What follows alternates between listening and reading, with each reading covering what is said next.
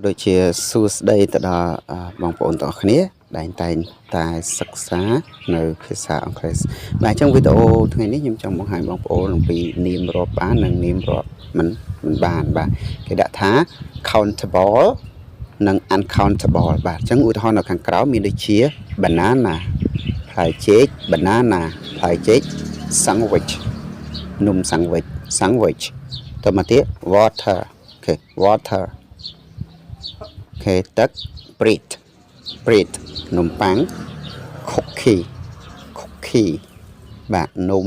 បាទហើយ burger នំ burger buster បាទលក្ខណៈ cheese បាទអូខេ rye បាយអូខេ carrot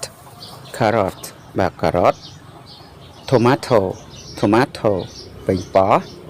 sugar ស្ករស salt អំបិល onion ខ្ទឹមបារាំង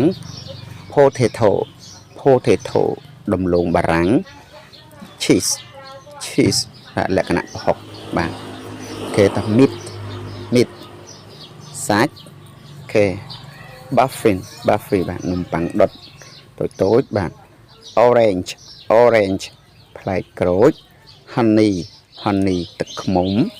meal ទឹកដោះគោ